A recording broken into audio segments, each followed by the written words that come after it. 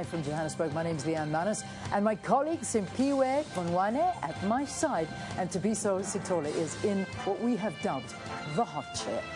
Welcome to our viewers on SABC 2 and Channel 404 and DSTV.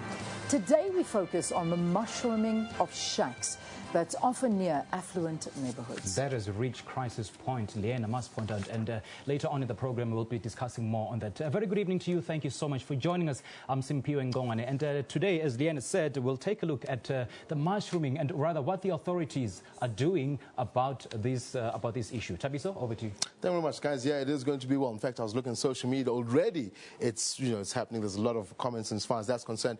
Good evening to you guys. Good evening to you at home as well. As I said, we'd like to get your views of yourself and the voters, of course, involved in the program. Today, we asked the question on Twitter, hashtag SABC elections. The question was, is government doing enough to eradicate shacks?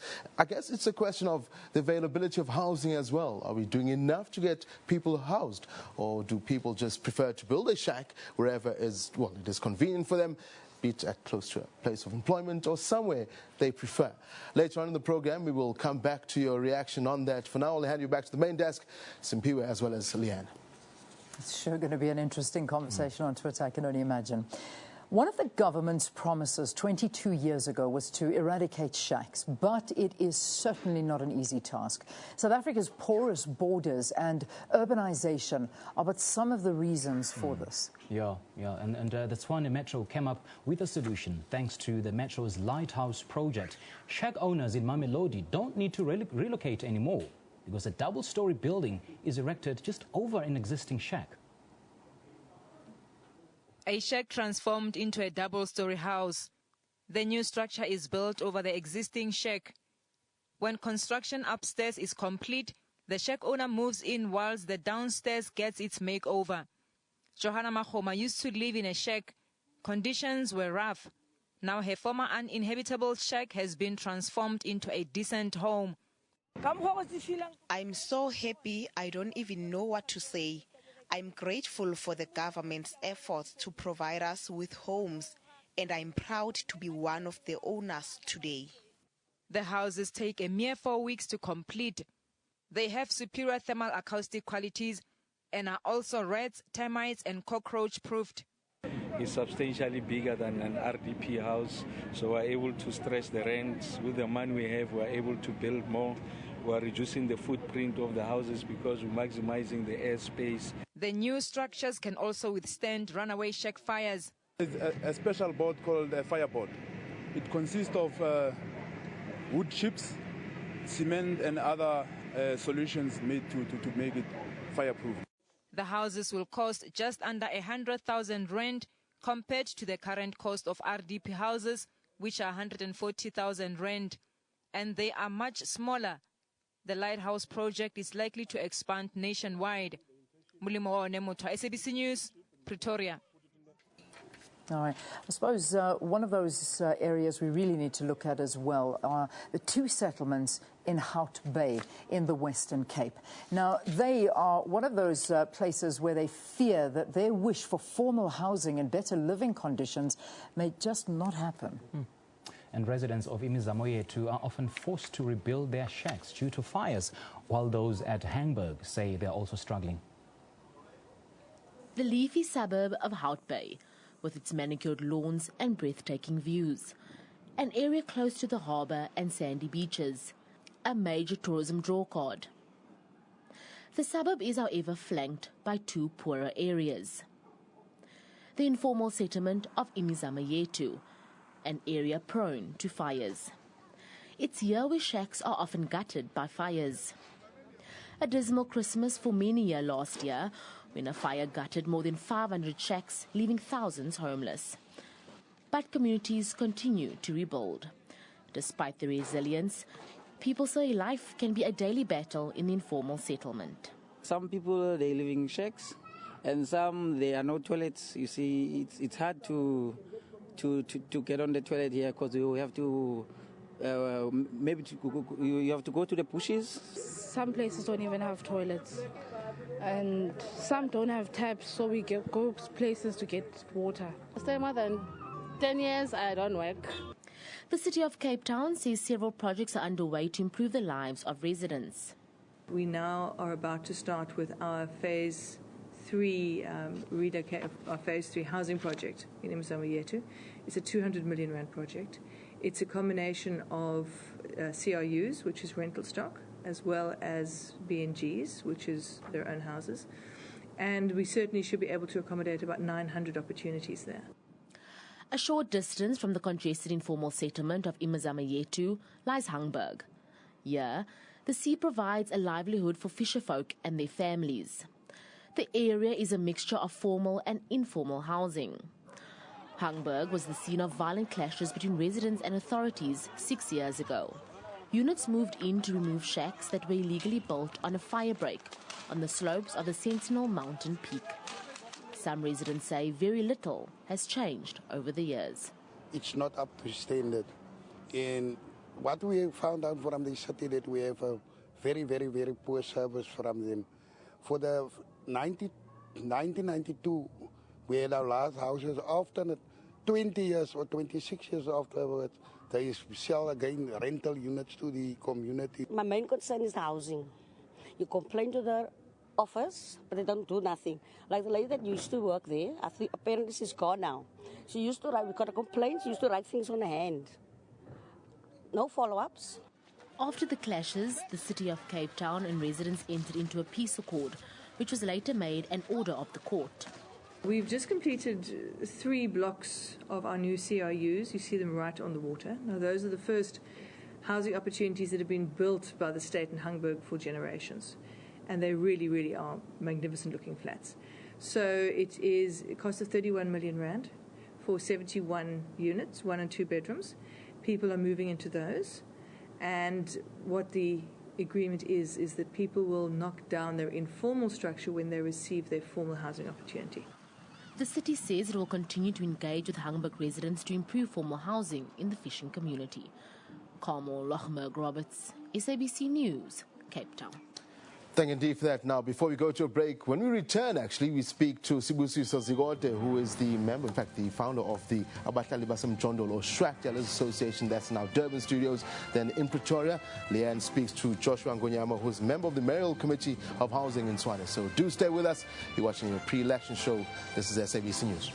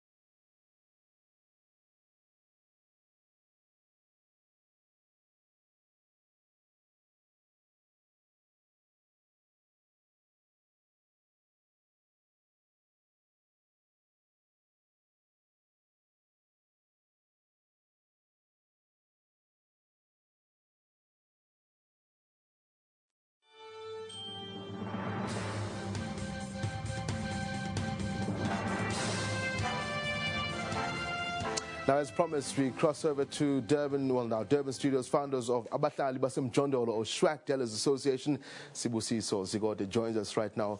Bob Zigote, welcome to SABC News, our pre-election program. Asicela Bob Zigote, inhlangano yabahlali basemjondolo, a brief breakdown. Yini inhloso yayo? What's the aim?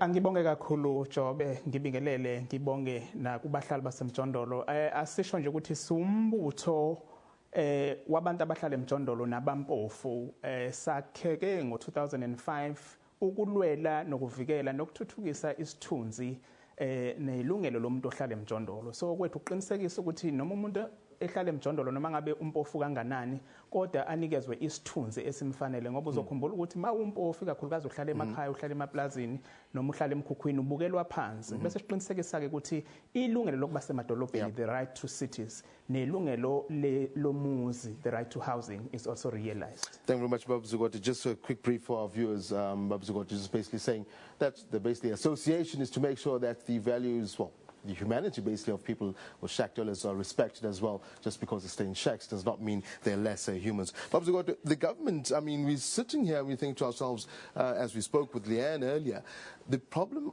I'm not going to call it a scourge, or maybe is it a scourge? Government says they're building houses.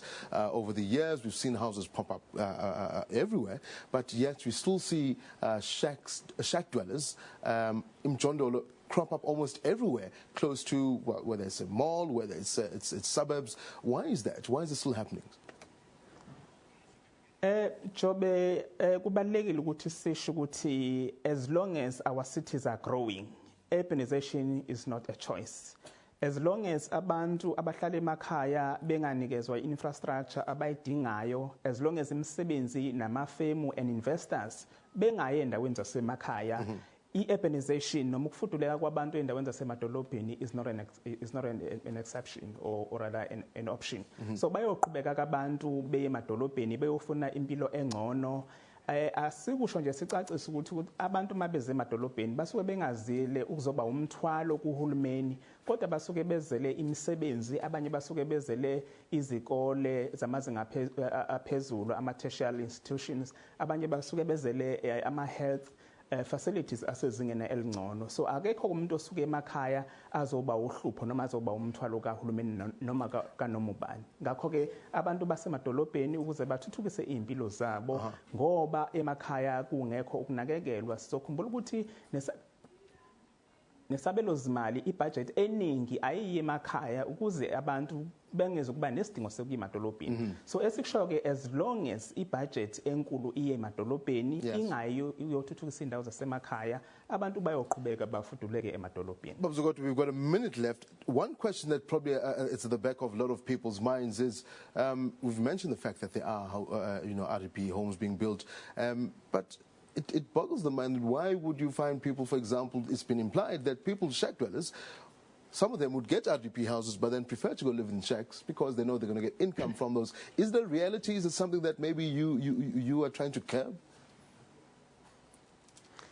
Jobe asikusho ukuthi uhulumeni uyazakha izindlu and we acknowledge that and we are grateful that government does build housing, but what is important is that those houses in many cases are not built with consultation with the people. Yes. So the planning takes place without involving the people who are meant to benefit. Yeah. And as a result, these houses will be built far away from the cities or from areas of active economic spaces. For instance, they will be built 30, 40 kilometers away from the cities.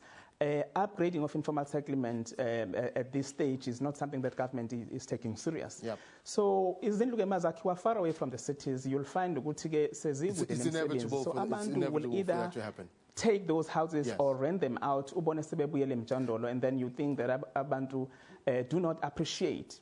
So as long as these houses are built far away from the job opportunities, so abantu are likely to either rent them out or sell them. Babs, we're going to have to leave it there. Unfortunately, we've run out of time. Thank you very much for joining us. Busisa Zogota speaking to us from our Durban studios. He represents Abahlali Basemjondolo or shack dwellers. That's an interesting one there, Leanne and Simpiwe. The fact that it does not deny the fact that houses are being built, that some of these people do get RDP houses, yet they would rent them out and go back and stay at a shack because it's closer to his either work, school, or gym. And I think that's how we introduced this topic, is that it's not about government, are they doing a good job at building houses, but it's the convenience of just erecting a shack that's close to transport, close to your work, close to where you want to be. The problem is, though, what I've realized, Leanne, as well, maybe the topic is that that's where you get unrest. People saying we're not getting electricity, we don't have this because government has not set that out for electricity, sanitation, etc., etc. Those are all questions. And I think Minister Lindiwe Sulu back in 2014 came up with a very brilliant move that RTB houses should be allocated to anybody not less than 40 years because that is open to abuse. And there's going to be seen how that is working out. All right, let me read one or two tweets. We're about to take a break, but here's one from Nkosimati saying, no, South Africans earning above 3,500 rand do not qualify for RDP. And a bond house, okay, you've got to help me out here. Isono kini inisebenzayo. You're basically guilty of it's a sin. Yeah, it's sin. Can I leave you guys to can you teach me in the ad break what we're going to take a break, they're going to explain it to me, and then we'll come back after this. Stay tuned. Remember the question we're asking, is government doing enough to eradicate shacks in South Africa? Stay tuned. If you've got those answers, hashtag SABC Live.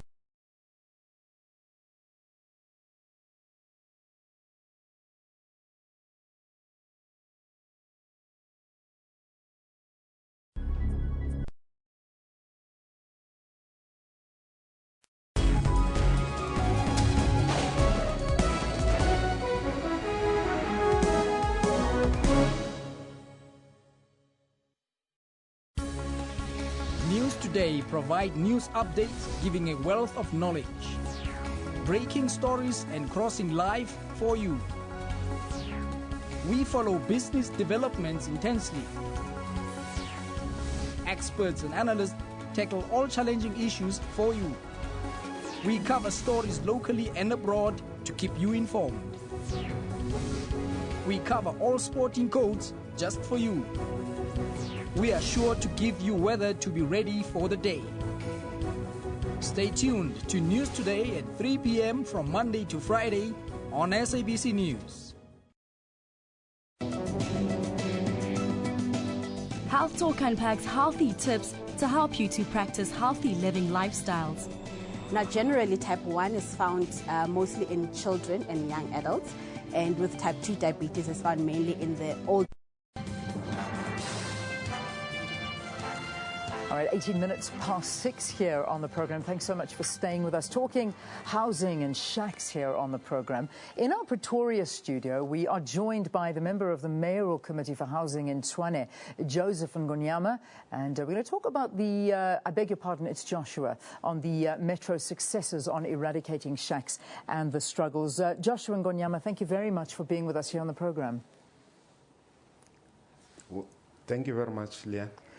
The city of Tshwane has some good successes, if we have to look at them, of relocating some informal settlements. For example, in Mamelodi, to permanent stands with water and electricity. How did the city manage to follow through and be successful on this initiative? Yeah, when we came into office, we realized that a proclamation of township is taking a long time.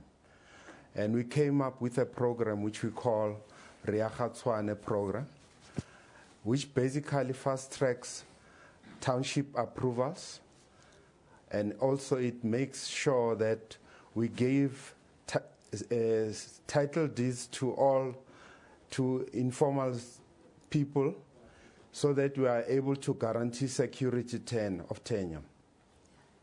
What it does, it makes sure that we are able then to guarantee affordable housing to those people. And in some instances, when people have got service stands, when they've got money, they have capability of building for themselves. Now, but we also were innovative. Yeah. with the lighthouse, as you have noted earlier, where we realized that we need to also build with alternative technology. Yeah, yeah. I want to, however, just focus on, as much as you've pointed out some of the positives, I think it's very, very important to point out some of the housing backlogs at the moment in places like Mshongoville and also in parts of Mamelodi and Hammanskraal. I mean, we saw violence broke out there recently because of land invasions. There's also Plastic View, where the residents recently lost absolutely everything in a fire. What about plans for these communities? As much as we're celebrating those successes that you're highlighting, what about these areas that are seeing absolute unrest? We have relocated now residents in Atteridgeville to Extension 19, where we are relocating them to service tents. Also, there's a project in the pipeline where we're relocating them to Lotus Gardens, and as well as to Fort West, so that we are able to distort the apartheid settlement planning, where people were staying in the periphery. Our view is that as a city, we need to distort the apartheid settlement planning by bringing people in close proximity to job opportunities as well as work opportunities. Yeah, yeah. But I think to date, we have been successful as a city to formalize 65 townships, and as well we've proclaimed 13 townships in the last 24 months. And we've always managed to do this through the astute leadership of our executive mayor, Kosienso Ramokgopa, and the incoming executive mayor, Togo Didiza, will continue in the same vein as well, whereby we are currently going to formalize in excess of 32 new areas in this new financial year. Yeah, yeah, yeah. Just very, very quickly, and I mean very quickly, in at least 30 seconds, some housing projects at the moment that are underway in Tshwane, and which communities are you hoping will benefit from them, and in what time frame? In this financial year, we are building houses in Nelmapias Extension 6 and Extension 21, which is 1,231 stands. And also Nelmapia Extension 24 is 2,666 stands. And those stands are linked with the houses which to be built there. And we are also working with the provincial government to also increase the housing stock to 8,100 in this financial year. And the city will also be building out of money which we are receiving from our equitable share, 1,830 stands, which will be in Mahube Valley, Refilwe Mano, Olivenode Bosch, Extension 60, and as well as Mabopane, Bana, Sports Field, including of Zitoben Extension 8 and 9. All right. Let's leave it there for this evening. Thank you very much for talking to us. Mr.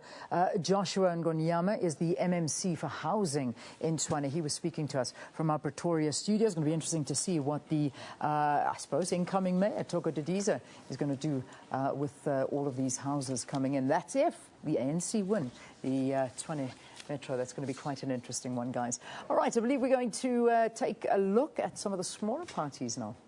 Tabiso's favorite slot, and we start this slot with a brief look at another of the smaller parties participating in the municipal elections, and the African Muslim Party is contesting the elections in the city of Cape Town. Voting for the African Muslim Party will afford you the opportunity to elect honest, caring people whose policy is and always will be God first, our constituents second, and our party last. We served our community since the inception of democracy. Since we follow the Quran and Sunnah, we, the ANP, practice true democracy as set out by the Quran in its true form. Thus, we work for humanity as set out in our Islamic laws. We will not allow laws that damage society in any form. More councillors would mean that we can prevent laws that hurt the poor, vulnerable, and destitute. We are not funded by big business, so we can truly work for those that need assistance. Vote African Muslim Party and help us make a difference. African Muslim Party, ANP, number 12 on the ballot paper. Now, of course, we did promise, well, we did ask you to send in your tweets and your questions, hashtag SABC elections. I'll go through a couple right now. In fact, Leanne, we got the gist of what that tweet said. Leanne, it said, "Isonogini enisebenzayo," basically tongue-in-cheek to say, well, because I work and I earn 3,500 rands, I do not get an RDP house. So, yeah, Mazulu did not lose me for a while, but I got that. Well, it was a momentary lapse. Yeah, we had to give you a little bit of time to think about it. Yeah. But there have been some interesting tweets coming through. Here's somebody, Mahlako, Charmaine, saying government is not doing enough. People are homeless. They don't have water and electricity, yet they were promised all of this. So not too happy with that one. One more before you take over, Simpiwe. Bosi saying, I believe government is doing enough to deal with shacks. It's just that people erect shacks anywhere and expect houses very, very fast. Okay. There's another interesting one coming in. He calls himself piece of cake. Well, that's a tough one. Government is trying, but exodus of people making it difficult. People are poor and can't afford to pay rent. And Kosi Makotiana says, monitoring of space, not allowing a shack to be built where a person has been allocated a house. And Spong Gomezulu says, eradicate shacks? Hell no. That's basically all the people have got. Yeah. There's one, I mean, there's an interesting one from Denise Okama saying, remove them by force. And I think that will, I don't think that will be fair, so to speak, because it could be, it's one of those what do you do situations, especially after the interview with Musiso, where he actually admitted that people do leave their homes and build shacks where it's convenient to them. Yeah. So, as you can see, as I said, this is going to be a topic that a lot of people, I think, as you can see by the reaction on social media, a lot of people are interested, have got something to say this far. I'm going to leave it on a good note, though, because Voyisa Koko writes into us, answers the question, is government doing enough? Her response, I believe so. My aunt has just been recently built a warm home by the government, and she loves it. So there you go. Yeah. All right, let's leave it there for this evening. Thank you for watching. That's it until Monday. Are we back on Monday? Are we done yet? Yeah, we'll miss you guys. See you on Monday. Yeah, okay. Bye-bye. Have a good weekend. Bye-bye, everybody. God bless you.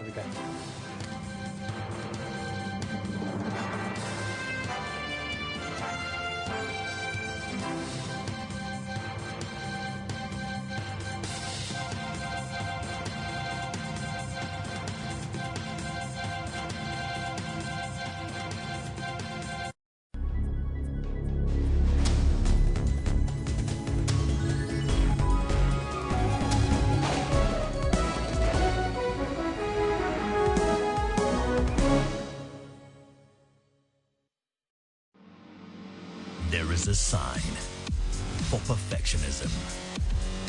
There's a sign for goosebumps. Something that's